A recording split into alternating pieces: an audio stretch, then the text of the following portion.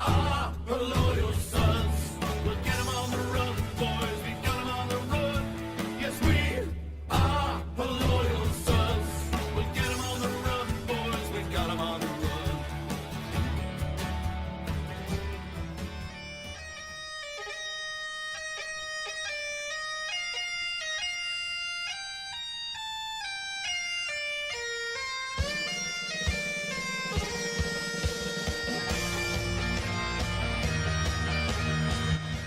Hello and welcome to another Picks podcast here over at Her Little Sons. I'm your host, Ryan Ritter. You can call me ND Tex. And you can always join us live over on twitch.tv/Her Little Sons. And you can make sure to see all the technical issues that happen last minute. This is why you come in live. But you can always subscribe to the podcast if you want the clean audio feed that makes it sound like I know what the hell I'm doing. You can find that over on Apple Podcasts, Spotify, wherever you find podcasts at. Of course, you can always find us at our home at herlittlesons.com. Well, Eddie, believe it or not, after all that and me saying to hell with it, we're doing it the old way, it looks like it's actually working as planned. Great success. I'm not going to lie. I thought about just staying silent for a good 30 seconds just to see how much you'd flip out. But figured that was a little too mean, especially since we're like half an hour late. You know, half an hour. We're not late. We just wanted to start at a different time, and it all works out. Yeah, sure. We'll go with that. Yeah, but hopefully this all pays off with at least the podcast sounding really good. Everything at least sounds different in the stream, Eddie. They sound like they hear you. It sounds like they hear me. I think they heard the music. So as long as we got that, we can keep on going, right? Sounds good to me. I mean, either way, I'm getting on a plane in about 12 hours to head to Athens. So if it all burns down, I won't be around for it. You could be around for another burning down, though. We'll just all see how it works out. But yes, folks, we are here. This is going to be a big week of college football, of course, for Notre Dame as well, with the upcoming tilt against Georgia. But there is much other good college football stuff going around.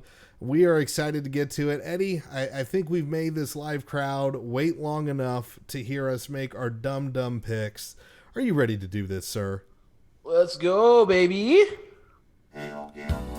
Alrighty, well, we're going to go ahead and bring up that beautiful board now. And we are going to start off with a little Friday night action as number 10 Utah heads on the road to face Southern Cal. Utah favored on the road by 4 points and a 51.5 point total. And I just realized I forgot to mention our records for last week. I caught up one game on Eddie. So 7-10 last week for me, 6-11 last week for Eddie. And resetting back, I'm now 2 games behind him. 14-27 on the season, 16-25 on the season for Eddie. With all that being said, again, Utah 4-point favorite on the road. Let's get this train back on the rails, Eddie. Who do you got? To be fair, I did give you back one, but I think, as we'll all recall, I said that I knew I was taking the wrong side with Sparty, and it was completely out of spite that the real bet was on the under and it would be a terrible game. So honestly, didn't I get that right? Well, and we should have evened up last week. No, we both we both laid on Sparty there. We both took that bullet. Ah, damn it. Oh, yeah. Well, we're going to try. Anyway, going back to this week, Utah -4. Southern Cal lost in pretty poor fashion to BYU. Klingon Service came back to earth pretty quickly. SC is not going to enjoy themselves in the next few weeks. They've got a tough one with Utah this week. Next week, they go to Washington. Then they've got to come to South Bend for Notre Dame. I think Southern Cal's about to slide back down to what we were expecting out of them before the season. I think Utah's a better team. I think that the whole surprise effect of Southern Cal against Stanford, especially with as bad as Stanford looks right now, I think we can write that off. I'll take the Utes. All right. Well, I am going to take the Utes as well. I'm sticking with my preseason prediction. And it is, Slovis did come back down to earth. I do think he's still going to be a very, very good QB, a very solid QB. This is not a good matchup for him because they're actually going to face not only a defense with the pulse, and we saw what happened when they faced similar against BYU, But this is a better team than BYU. They're a much better pass rush, much better defensive line. The pressure will be there. This is going to be a tough slog for them. I'll be honest, though. The one thing that is worrying me is that this game is at home. So I'm wondering if Slovis will, and USC as a whole, will get back on the right track there. But I just think the Utes are a little bit too good, and I still got them coming out of the Pac-12, so I might as well stick to my guns there. Next, Reggie Bush in attendance too, which is weird. I know. That's hilarious. Did you also see the hilarity of Pete Carroll saying that he never really saw the need for his players to ever be paid? And I'm like, really? You're saying this, Pete? He didn't see the need for the school to pay the players because he had boosters that would take care of that for him. It was a bad week for Pac-12 coaches talking about anything. You know, Mike Leach once again proving that the meme version of him is a whole hell of a lot better than the actual version of him. Absolutely. Pete Carroll popping off with this bullshit. Like, man, just stay in your lanes. Quit talking, please. Yes. Well, it gives us great content to go forward. But anyway, speaking of staying in lanes, these two are going to stay in their lanes, and they're probably going to stay parked the entire game. We are picking this game out of pure morbid curiosity, and I'm talking about Michigan State heading on the road to Northwestern. Michigan State, thank you, Twitter. I needed that.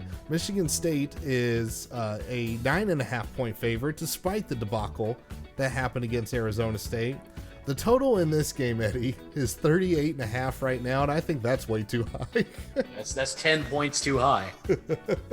Well, it's 10 points too high, and, you know, I tell you what, the pick I'm going to make may sound weird, but there's no way after what I witnessed against Arizona State that I can possibly take Sparty to basically cover 10 points here. Way too many points. I don't think that Northwestern has anything of a functional offense. They kind of have a defense together. I mean, they held Stanford to an absolute rock fight. And this has all the makings of a fucking 10-7 game. So with that, I'm going to take the points. I'm not even sure 10 will be scored. Who do you got, Eddie? Yeah, the idea of laying 10.5 in this game is crazy when 10 points total is actually in question. I'll take Northwestern here. It's going to be a long time before I ever lay points with Sparty. Sure as shit not going to lay 2 scores with them. If under 28.5, I'm still probably on the under in this game. Get out of here with this trash. Yeah, will not be watching this one. I will, if I hit that under, which I probably will, I may just morbid curiosity scoreboard watching. That's about it. Do not watch this game. Just don't. We have a decent one going on around the same time slot. Number 11 Michigan going on the road to face number 13 Wisconsin. And Wisconsin, despite the lower ranking, is your favorite in this one by 3.5 points at home. The total in this one, man, we're so Big Ten it hurts right now. 43 is the total. Who do you got, Eddie? I'm taking Wisconsin. Both teams are coming off a bye, but I have yet to be impressed with Michigan. They should have lost to Army. Meanwhile, Wisconsin in their 2 games, they're up 110-0. They've been just blowing dudes out. Jonathan Taylor still looks like an absolute stud. I remain completely unconvinced with Michigan. I think they are a mediocre team at best. I've got Wisconsin easy. You forgot the biggest, most prevalent point in this whole discussion, Eddie. Well, I figure by now it's understood enough, and I figured that I was the one who got all of your ads taken off after a while, but we'll go ahead and throw up one more hearty fuck Michigan out there just for the kids. Nah, fuck Michigan indeed. Don't worry about the ads. That was just a momentary lapse of Anchor trying to match us with a new sponsor and just coming right back to us again. But no, fuck Michigan. Not only that, look, my Heisman dark horse, my value pick, Jonathan Taylor tailback, looking very, very solid. Wisconsin looking like they got a very solid defensive unit. They're not coughing up any points to anybody right now. Michigan, their offense is still, I don't know, trying to figure it out. Looks the exact same as last year. I have no confidence that they're going to figure it out on the road in Wisconsin, in Madison. Going to be a lot of jumping around in the fourth quarter as Wisconsin's up by about like 7 points or so. So give me whiskey easy. Badger, badger, badger. Next up, number 9, Florida hosting very, very maligned Tennessee. who finally got their first win against Chattanooga, but now they got to face, well, at least what the AP says is a top 10 opponent. I got my doubts about that for Florida, but what I don't have doubts of is that they're a hell of a lot better than Tennessee. Now, that being said, are they 14 points better than Tennessee? Now, Felipe Franks down with an injury. Tass seems pretty good as far as being serviceable. Kind of a Tebow vibe-ish to him. Big white dude being able to truck over some people and make a few passes. As soon as he came into the game, the offense started clicking. And, man, Tennessee on the road, I just don't think they're going to put it together in the Swamp. I'm really nervous about laying 14, but I'm going to do it. Give me Florida. Just can't trust the balls right now. Who do you got, Eddie? I hate this spread. I don't have a good feel for this game. Obviously, we've had nothing but plenty of jokes for Tennessee with as bad as they've been. I think they're terrible. At the same time, I have a real hard time laying 14 with the Gators. You know, the defensive line has been good, but the secondary has been happy to give up some dumb plays. They honestly should have lost to Kentucky last week. They should. I do think that losing, if you're going to call it that, Felipe Franks might be addition by subtraction. Because Tennessee has looked so bad, I'm going to go with the Gators, but I don't like this at all. I'm not getting anywhere near this game in real life. This line feels too big. If it was at 10, I'd feel a lot better. But in the Swamp, I guess we'll go ahead and take it. Yeah, it's a lot of points, but it's against a really bad team. But it's a bad team facing a backup quarterback. There's a whole lot of nasty in there. But we'll see how that one turns out. Oh, we're simpatico again, Eddie. I got a bad feeling it's going to be a lot of that this week. Well, we'll see what happens here. I'm interested to see where you go on this one. And that's number 22, Washington, going on the road against BYU. Washington, a 6.5 point favorite on the road here. Total in this game, 52.5. Who do you got, Eddie? Even with BYU going over USC, I still don't trust them at all. I think Washington is the better team on the whole. They're coming off a 52-point week. They can put up plenty of points. I don't think BYU can keep up. And I don't really feel like the BYU home crowd is all that scary outside of, holy war type. So I'm going to go ahead and lay the pretty much touchdown with UW. Well, Eddie, you can start feeling better because I disagree, sir. Not that I really trust the old fraudulent ass Mormons, but they did us a solid by taking down SC. I think after they got their week one sloppiness knocked out of them in the holy war against Utah, I'm still, as much as it's hard to trust BYU, I still don't fully trust Washington yet. I still don't like, even though they did get stuff back together a little bit last week, I'm still not overly sold on the offense being able to put it together 2 weeks ago. And yeah, BYU, it's not exactly a huge home field advantage, but weird shit happens on the road. I'm looking for some weird shit to keep happening here and for BYU just to keep this one close enough. So give me the Cougs. I'm going to take the home dog here. Next up, this was the other game in consideration for the SEC nighttime slot that Notre Dame and Georgia will be taking instead. And that is number 8, Auburn, going on the road to College Station against Texas A&M. Texas A&M are a 3.5 point favorite at home, a 48-point total in this one. And basically what this line is saying is this is an absolute toss-up game with that 3-point home field advantage and a half point between them. So that hook is in an absolutely terrible spot. But what I'm going to bank on here, not that I have a whole hell of a lot of confidence in the Aggies right now, but you're telling me a true freshman is going to be going on the road into a place that is actually fairly tough to play in. It'll be loud. It'll get them off kilter. I don't like Bo Nix in this one. I think he's going to show that he is a freshman, a little bit rattled on the road. Aggies just barely scrape together that cover. Who do you got, Eddie? I've got no feel on this game. I'll be perfectly honest. I don't really trust A&M. Everything you said about Bo Nix, though, is completely correct. Honestly, this feels like a 3-point game one way or another. But with that pretty little hook right there, doesn't matter who it is. As long as it's a 3-point game, I'm a winner. I'm going to take Auburn here.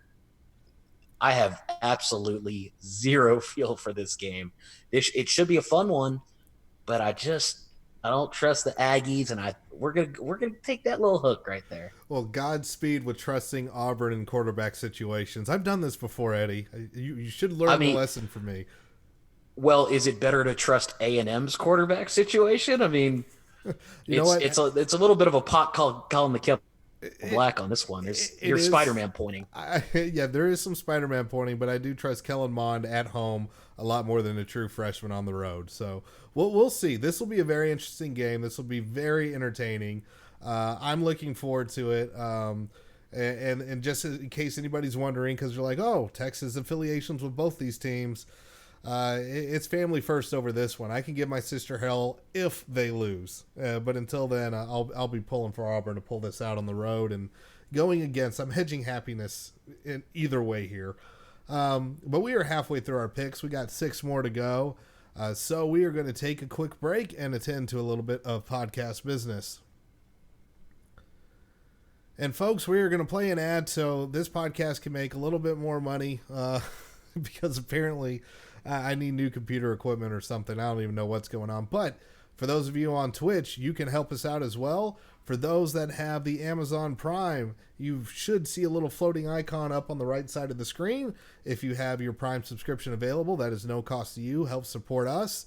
If you do want to take advantage of a Tier 1 sub, it is September. And Subway sandwiches is knocking off half off your sub, which all sounds weird. It's too much sub stuff. But anyway, that helps support. And of course, you can interject with cheers and text to chat, and that will also support us as well. You will receive a 10% match for anything 10 bits and above. And with that, we will get right back to it. Okay, Eddie, we are going to pick now. We're going to do a little bit of Night's Watch picking here. Number 15, UCF, going on the road to take on Pitt, who should have beat Penn State, but apparently math is really, really hard for Pat Narduzzi trying to figure out possessions. But UCF is favored by, I'm pretty sure, I don't know if Pat Narduzzi sees this as 3 possessions. It looks like 2 to me. 12-point favorite against Pitt, a 61-point total. Who do you got, Eddie? Hey, he just needs that 3 points 4 times. He's fine. The post game was bad enough. When he came out yesterday and doubled down in like a 7-minute answer, like, you gotta just accept you were wrong and hold that one. Don't double down with it, my guy. Fuck.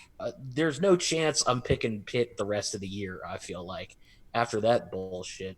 But UCF is just out here murdering people. I have a real hard time picking against them right now. They look great. They're putting the hurt on everybody. I'll take UCF without question. I'm with you as well. Pitt is the only thing they got going for them is that they're at home. But here's the thing with UCF. They're trying to go on the Power 5 tour as much as they can right now that they're actually on the schedule. Stanford kind of hosed them up a little bit by being an absolute dumpster fire and going on the road. So now they got a chance to kind of go in and take care of another mid-tier Power 5 opponent.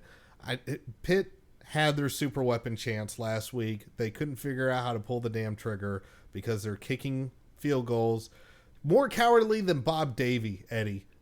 Kicking that field goal, they deserve to miss it.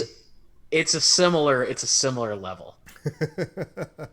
And yeah, in the chat, Andy Popeye saying poor Wimbush. Yes, Wimbush is all but lost his starting job. But that freshman lefty they got up there, he's good. He's going to be able to take care of business on the road. That offense is something beautiful and deadly to watch. Sorry, Pitt. You're not going to have to worry about math and the goal line this time. You're just going to be happy to get close to the end zone in this one.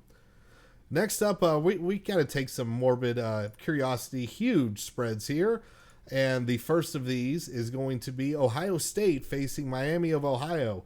I don't know if there's a trademark involved for this, which, by the way, I'm pretty sure Ohio State's trademark attempt for the word "the" got completely blown up and denied, which is hilarious. They got bopped real quick. So Ohio State favored by 39 points. I'm going to go ahead and take the Buckeyes here. Total in this is 58, by the way, which seems about right because this is probably going to be like a 42 to like 18 game, something like that. I did the math right. That's 60 points. Ohio State, when they've been facing these big spreads, they've been performing outside of week one against Kiffykins.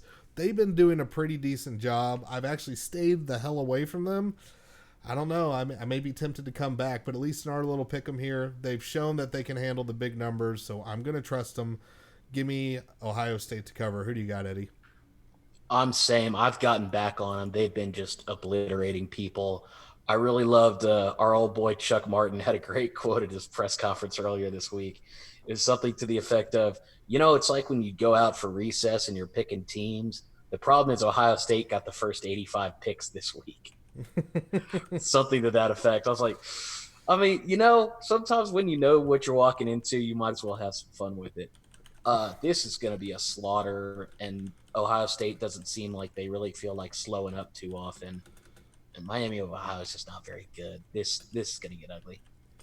All right. Well, next up, we got Oregon, number 16, heading to the farm at Stanford, favored by 10.5 points on the road, 58.5 point total. Who do you got, Eddie? I hate the hook here because Oregon keeps fucking me whenever I back them. But I think we have clearly shown that Stanford is just abject trash this year, which is going to make potentially losing to them in Palo Alto for the 7th straight time really depressing. Don't put that out in the universe, Eddie. Don't do it. It's already out in the universe. We've done that many weeks already. No, Stanford seems like they are in a real bad spot, and Oregon can still put up points. So we're going to go with the Ducks. I do hate where this hook at is as well. I'm a little disappointed they couldn't cover against Montana, of all people. But look, that spread went shooting through the stratosphere after it opened. So I suppose we were bound for some disappointment there. But I keep coming back to how you open this, Eddie. It's pretty clear Stanford's an absolute dumpster fire. Any offense that has had a pulse that has faced them has not had issues scoring. They are pulling the Notre Dame effect right now. They made Slovis look like a freaking Heisman winner. They made another true freshman look like an absolute stud at UCF, although one a little bit more proven than the other right now, which is weird to say. So you now got a senior quarterback who is able to put it together and at least get off to really quick starts. There's no way Shaw's going to be – what's going to happen here, at least I feel, Oregon's going to come up, bop them in the first half, and it's going to be just like UCF. They can't recover. They can't put it together. It's too late at that point. Shaw's brain is broken when he has to start coming back big. So with that in mind, I'm going to take the Ducks. I am terrified of the backdoor cover, though, because of where that hook is. Well, it's been a while since we've got to say we get a good old-fashioned Big 12 shootout. But we got one here. Number 12, Texas. 5.5 point favorite at home against Oklahoma State.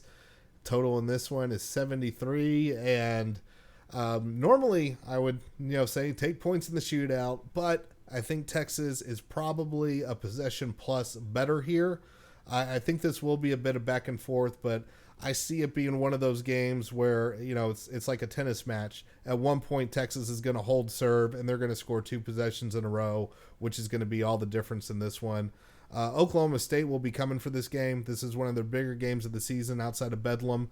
So they're going to make an impact, but I think Texas has just got too much talent. Sam Ehlinger has looked really good. They put up a hell of a lot of points on a much better defense than LSU. So with them at home, I'm going to expect them to keep cooking and cover that touchdown. Who do you got, Eddie?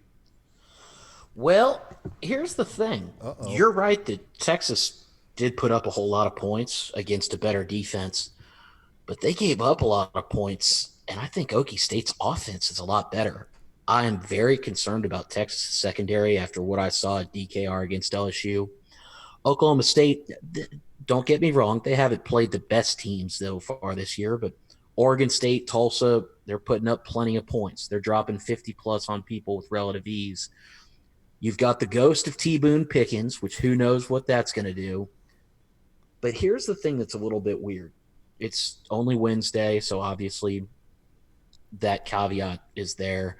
Texas is getting just absolute crazy amounts of – it's 69-68 right now, tickets and money. But here's what's strange.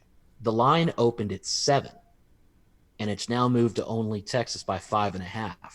It's a little reverse line movement for the kids. That's a little strange. I don't get it, but that usually means somebody knows something. I'm going to take the points. I'm going to go with the Pokes here. It's a trap. Which here's the problem. It's me picking an Oklahoma State game, which for 2 years running has been It's just not pure been good. disaster no matter what. I'm so glad we disagree on this one. You're welcome for that. We got about 4+ years of history of this working out for me when I disagree with you here. Oh, man. Well, we got another big spread to pick here. This one, Clemson is favored by 41.5 points against Charlotte. 62 is the total. Do the math, kids. You can see where Vegas has this game at. Who do you got, Eddie? That's too many points. I don't trust Clemson to be a team by that many, especially a team in Charlotte who, again, not the best teams they're playing, but they're averaging about 47 points a game so far this year. You factor in the fact that, okay, they're playing one of the best teams in the country. You still ought to be good for, I don't know, 40% of that. It's just too many points. Clemson's absolutely the better team. I don't think there's any question for that. But between pulling up early, pulling starters, Dabo not liking going for the kill, and Charlotte having an actual functional offense, I can't lay that many. So, hold on a second. You're saying Charlotte having a functional offense here.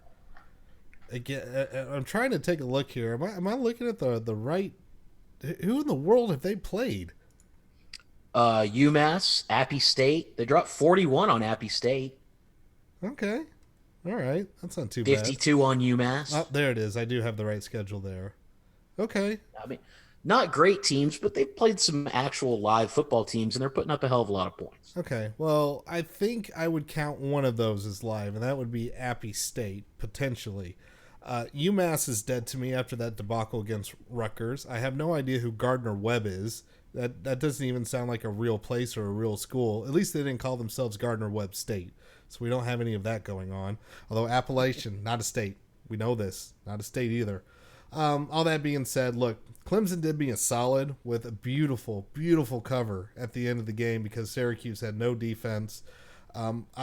41 is a lot of points, but you know what? I'm gonna ride the crazy ass cover that I shouldn't have gotten because where can that possibly backfire? But no, Clemson has been putting together some pretty dominant performances. They can call the dogs off, but the problem is the dogs that are in the backfield there can still run over just about anybody, much less a team in Charlotte who, even though they have scored a lot of points in that one Appy State game, who is probably the most functional offense they played, sir, they coughed up 56 points in that game. So I think Clemson's defense will hold them to a few less, and they're going to score a lot more. I would peg this game somewhere around at minimum 42 to 18, 20, something like that. Probably 45-21. So that's where I'm going with. Next up, we're going to pick on UCLA some more. Mostly because I just feel like this is free money right now. Any spread against UCLA just seems like win. And in here, it's number 19, Washington State, favored by 18.5 points. Now, the only thing scaring me about this pick for the Cougars, and I'm remembering that the other mascot's the Bruins, and I'm not screwing that up. And by the way, Eddie, I felt better because the Solid Verbal did the same thing. Did you catch that? No, I haven't had a chance to listen yet. No, they mentioned on their recap show that they apologized for saying that they were both going to take the Cougars, forgetting that Houston was also the Cougars. So I am in good company with Dan and Ty, but I am taking the Pirate, issues about paying players aside. I just think they're going to be too good, and UCLA too much of a dumpster fire, and they should cover this one. I got them winning this by 21 or so. Who do you got, Eddie? Yeah, give me Wazoo. UCLA is trash. It doesn't have anything to do with Wazoo. Just UCLA is terrible. Chip Kelly's so clearly just cashing checks right now. It's insulting to the memory of beautiful college football. It needs to be done. Give me Wazoo. Oh man, I'm having a rough day right now. Before we get to the game, I'm getting called out for my math being off in the Clemson-Charlotte game. Yes, 45-21 is not a cover. I was just doing math on the total. Let's put this more at for that one. What would it need to be? Probably more like, so I should probably take the under in that one. It'd probably be like 41. Well, that'd be a shutout. So it's got to be in the 50s then. So Clemson have to get in the 50s. Charlotte have to score like 10 or so. Yeah, I still feel like that'll work. All right. Anyways, moving on. The math is done. It is time for the big game of the week, the lone top 10 matchup of the week. Prime time, CBS. Number 3, Georgia, hosting number 7, Notre Dame. Georgia favored at the time of this recording on this Wednesday night, 14 points and a 58.5 point total. Eddie, who do you got in this one? I said before the year I thought this was going to be a 2-3 score loss. I haven't seen a damn thing to make me change that prediction. I don't see a single aspect of the game that we've got an advantage in. I'm terrified of the running game on both sides, but especially if Georgia's coming in 7.5 yards a carry, we're giving up at least 5 yards a carry. Our D-line, which we thought was our biggest strength, is going up against what was pretty much universally regarded as the number 1 O-line coming into the year. I've seen 5 bad Ian Book quarters compared to 2 good ones. I would love to see a miracle, but 14 sounds right. I got nothing, man. On paper, it's just not there. I'll be there by Saturday. I'll be ready to go, and I'm gonna say Notre Dame by 21 and all the bullshit that I always say when I go to a game like this. But I think it's gonna end the way these games always go, where when somebody asks me how the trip goes, I say, man, it was a lot of fun up until the game started. I don't see it. I got nothing, man. Well, here's what I got going. It's one of those things to where it has it's similar feel to Oklahoma in some ways, but even then, there was still a little bit more. It's like, oh, but there's ways we could see Notre Dame pulling this out. That just hasn't seemed to happen. The only person I think has been Colin Cowherd that says that everybody else is wrong, and I think he's just doing it to be a contrarian at this point. But if you look at any prediction, any talk about this game, it is all about not just Georgia winning, but Georgia likely winning by about 2 or so scores. I figured the spread was going to be somewhere around 14. I had it at 13.5. I felt like that was going to be the number, and it damn near opened right on it. Opened, if I remember, at about 11.5, if I remember off the top of my head. But, you know, again, it's one of those things to where it seems all but certain Georgia's going to win with this. There was another game in which Georgia and the rest of the media was all but certain they were going to come away with the win, and that was in the Sugar Bowl against Texas. And that was after they talked shit about not making the playoff and that they should have made the playoff over Notre Dame. That blew up in their faces pretty bad. Now, I don't know if Notre Dame will match up like Texas did against Georgia. At that point, that was a whole season under the belts. That was a lot of time to prepare. Don't have that same kind of time here. Definite different situation. That's neutral site. This is going to be on the road in Athens between the hedges.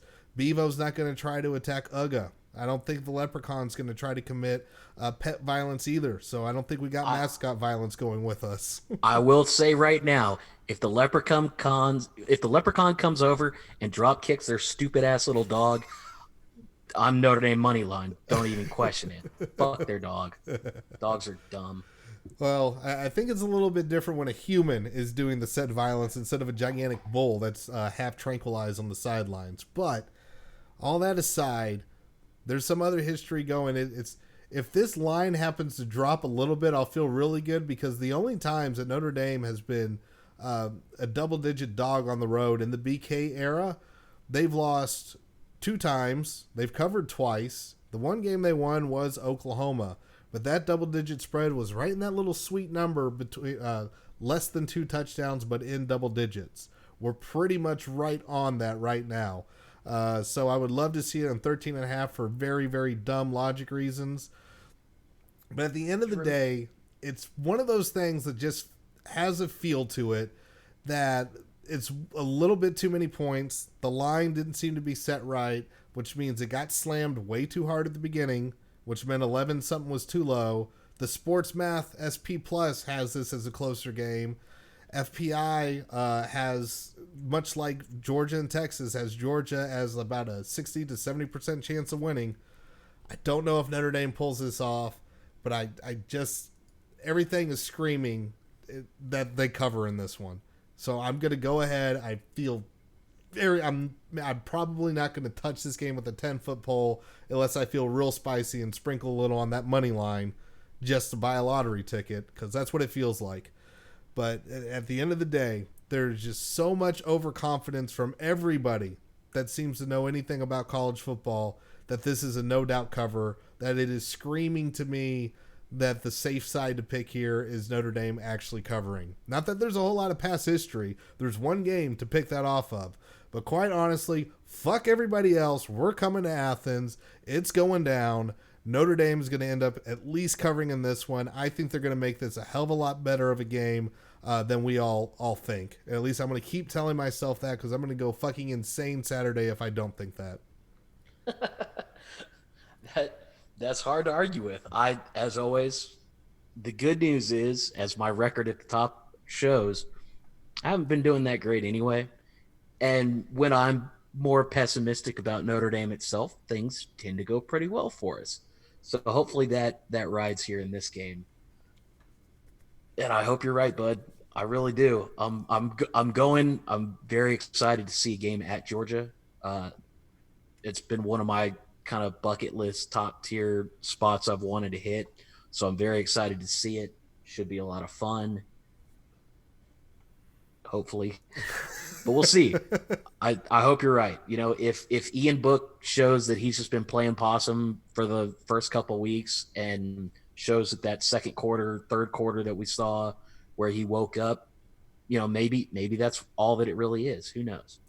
Yeah, and that is the thing that's terrifying me, and that's, I really felt like it would be an easier pick for a game to be close, but that slow start, and it in Louisville he had a slow start, but he had a good scripted first drive. That first drive went well, and then the brakes got slammed. Against New Mexico, it was just like, it felt like the entire team was half asleep for the first quarter, except for the defense, with that beautiful Kyle Hamilton pick. But at least I've convinced myself at this point, not so much that it was a holdback, but that against New Mexico and against Louisville, there was a lot more rotation than there will typically be. At this point, they should have a rotation on both offense and defense, figuring things out. McKinley actually showing that he can be a receiver, I think, is huge in this game, because, and getting Cole Kmet back, as I mentioned with Shane in the recap episode, you get those two big guys. If you got Claypool and McKinley out wide, and you get a two tight end set with Trimmel and Kmet, man, have fun covering that. Even as aggressive as a good SEC secondary can be, that's going to be a tough matchup for anybody. And Avery Davis, I'm glad he flashed something to at least show that he's a threat. So if he's on the field, he's got to be respected.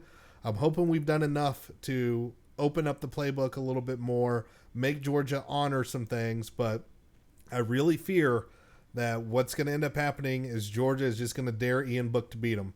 So he's going to have to get a good first couple of drives. He's going to have to make smart passes. He's going to have to move the ball. If he has a shot downfield, he has to take it. They can't be any more. And if Chip Long comes out with this conservative, trying to get the rhythm bullshit, I'm going to go insane, because it cannot happen in this game. They got to come out firing and shut that crowd up. You're right about a lot of that, and you did mention something we hadn't said yet. Getting Cole Kmet back is definitely going to be huge. Man, the thing that it comes down to for me is the running game on both sides. Obviously, we've maligned the rush defense long enough. DeAndre Swift is obviously an insane stud for Georgia, but it's Notre Dame's running game that it scares the hell out of me. You know, Ian Book is tied as your leading rusher right now. Who do you actually have back there that you trust, that's healthy, you know? Yeah, and I know we held Jameer Smith out, and I know Jafar Armstrong isn't back there. Avery Davis is not going to be filling in as a traditional running back. If anything, he's going to be the second back that's split out wide in those two running back sets. That's what he's going to be used as. Iris Illustrated hit on it in their podcast. That would be his role. I completely agree. You're not going to sit him back there in the backfield unless you're having him, do a quick toss pitch out wide. He's going to get to the outside and try to use those jets. And also Lindsey showing that he's got some jets as well. There's just enough pieces where I think we can put something together. But one thing the only thing I feel confident about for this line is, even though it probably doesn't mean good things for Notre Dame, I do like this game going over, because I have a feeling this is going to be, both teams are going to get closer to 30 points in this one, as I have a feeling the offense will do enough to be clicking. I'm just hoping they're not playing catch up when they start getting to clicking in this one, because I'm not sure we're going to be able to stop Georgia and restrict them. I know we have that long under 30-point streak going, but I think it goes bye-bye in this one. And I was going to say, I think we've got the second longest. I can't remember. Is it Fornelli who keeps tweeting that out, or because I saw that exact same thing, and I think we were the second longest. I want to say behind Washington. Yeah, that doesn't feel right. Which is crazy to think, considering that we did get embarrassed by Clemson in the playoff, but it wasn't a 30-plus point embarrassment. So it's crazy, and I do see that getting cracked here, because Georgia just has way too many weapons. Fromm is a very good quarterback. He's not the same guy we saw in South Bend 2 years ago. He is really, really good. He's got a little more experience under his belt this time. I do want to say one thing, since I keep bringing up the rush defense. Rakes, who did a great. Love the episode that you had him on. I assume anyone listening to this subscribes to the Rakes Report. If you don't, you're a fucking dummy. Do that. I really like the way that he contextualized the rushing yards that were given up to New Mexico. There was a lot of garbage time. There was there may or may not have been a drive that was extended by a hilariously bad call. But at some point, the numbers are what the numbers are. So you take what you can get. Yeah, and what I'm also hoping is a lot more Kyle Hamilton in this one. I have a feeling we're going to see a few different packages here that features him playing as a, kind of like a nickelback pseudo safety, pseudo linebacker in there to try to negate some of those three wide sets where Georgia will like to actually pound the ball. Shit, play him at running back. He is the new football god. I trust him to do anything he wants. Kyle Hamilton is the chosen one. He will lead us to glory before he leaves, which is both good and bad, because we don't have much time before he leaves, because he ain't going to be around too long. Oh, it's funny. I think it was the Irish Illustrated podcast where they were mentioning, it's like, the 3 years he's going to have on campus are going to be pretty special. Everybody knows he's gone. The least doubt there's ever been, assuming that he stays healthy, as we obviously all hope that he does. Yeah, and Milfy in the chat, no, I'm not trying to put Hamilton at Rover, because I think Woo's just fine at Rover, because we need him. I'm thinking him and a rotation of either Bilal and White at the mic, and kind of having Hamilton as an absolute like wild card, basically. Rover coverage, yeah, okay, that would make a little bit more sense, because he's gonna have to kind of be a do everything guy. He needs to be the Jalen Smith role. I really think he does. He's got to be the duct tape that holds this whole damn thing together, because if Notre Dame is to pull this out, I do not think it happens without a crazy ass turnover, without some kind of defensive score, something along those lines that at least gives Notre Dame a short field and puts Georgia on their heels, because straight up, I mean, Notre Dame is +6 on the turnover margin right now, which is kind of scary, because that typically means the other shoe is going to drop. But Notre Dame's got to have a plus turnover margin in this one too to be able to come out. It's going to be a hell of a game. I'm excited, and I tell you what, the Friday roundup is going to be one to look at, because I might be collecting a few receipts right now, just looking around at some news coverage. I will be fucking unbearable as all hell if Notre Dame pulls this out, and it will be glorious, because, man, the shit talking is raising up there, and I'm not even talking about Feinbaum, who's just a fucking caricature and a half, and is just sitting there trying to pull up clicks on ESPN and doubling down on every radio show he goes on. Don't really give a shit what he says. It's about everybody else too, including we'll save it for the roundup. I'll save a lot of the venom and vitriol, but let's just say that I am absolutely ready for this bullshit narrative to finally shut up about big games, because it's not our fucking fault that when we get good, everybody else on our schedule decides to suck around us. We can't help that. We're winning the football games that are in front of us. And in the meantime, Georgia, the one time you made the playoff, you got a fucking do-over against Auburn. That doesn't get to happen when you're an independent schedule. It's either one or done. You don't get any fucking second chances. And every time you run up against Alabama, you get your ass handed to you anyway. You end up losing as well. So I'm tired of hearing the bullshit, oh, it could have been us in 2012 and made the playoffs. Fuck off. You would have lost to Alabama anyway. You lost Alabama in the title game. Oh, but we should have won. We were so close. Well, you can't finish out a game. Florida State was so close to beating Virginia, but nobody's calling them a fucking good football team and a half. I'm ready for Saturday, if you can't tell. Man, I can't. I got nothing to follow that. Go Irish, hell Gambler. Well, folks, that is going to do it for us then. Hope you enjoyed the picks. Make sure you subscribe to the podcast over on Apple Podcasts, Spotify, or wherever you get your podcasts at. Make sure you join us live over on twitch.tv/HerLoyalSons. Join us in Discord. That is our live chat channel, herloyalsons.com/Discord. And of course, you can always catch us over at herloyalsons.com. We'll be here tomorrow for the ND Georgia Sim. But until then, go Irish, beat dogs. Have a good one.